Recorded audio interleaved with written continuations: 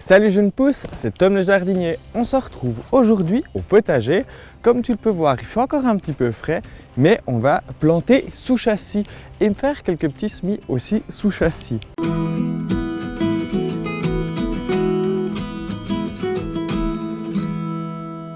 Là, ça fait quelques jours que j'ai placé un châssis. J'ai commencé à bien désherber pour être sûr que tout soit propre. J'ai aussi nettoyé toutes les vitres des châssis pour qu'elles captent un maximum de lumière et que la terre se réchauffe et se ressuie un tout petit peu.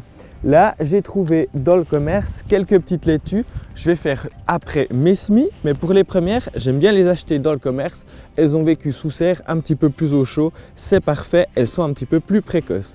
Avant de les planter, je les ai évidemment bien arrosées. Celles-là, je les ai déjà plantées il y a une dizaine de jours. Les plantons étaient tout petits.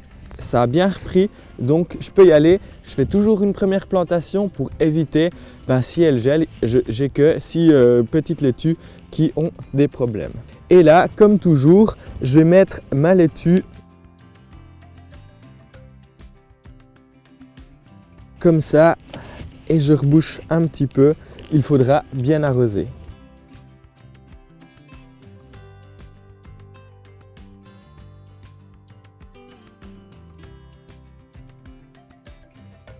Voilà, pour côté plantation, on est plus ou moins bon. Tu peux aussi planter par exemple des fenouilles, des kohlrabi et quelques choux cabus si tu veux vraiment prendre un petit peu d'avance. Tu peux aussi, pour gagner un maximum de place entre les rangs, pourquoi pas mettre quelques graines de radis. Tu profiteras un maximum de la place et ils seront déjà récoltés avant les laitues. Là, c'est ce que je vais faire. Là, je vais faire juste une simple ligne entre les rangs.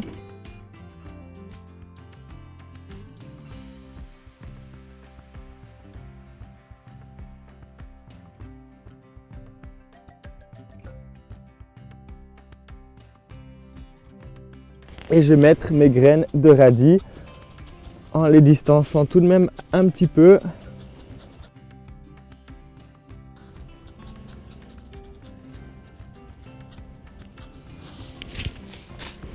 Je rebouche.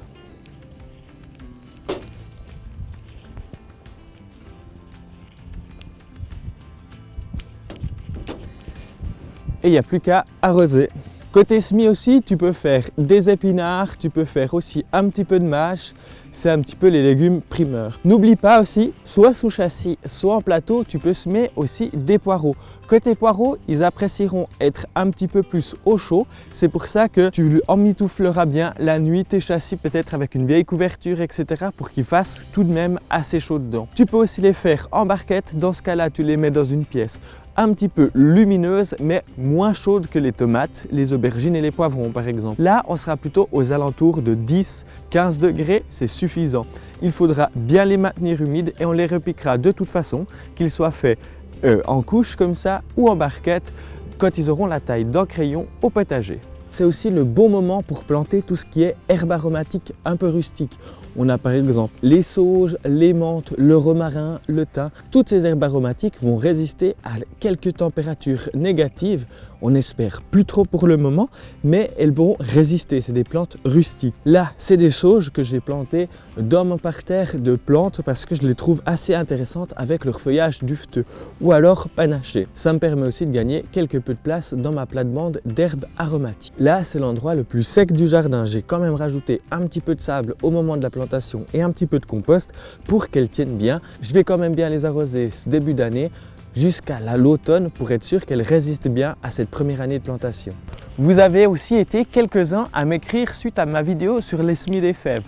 Alors effectivement, moi je sème mes fèves au printemps, mais on peut aussi les semer en automne.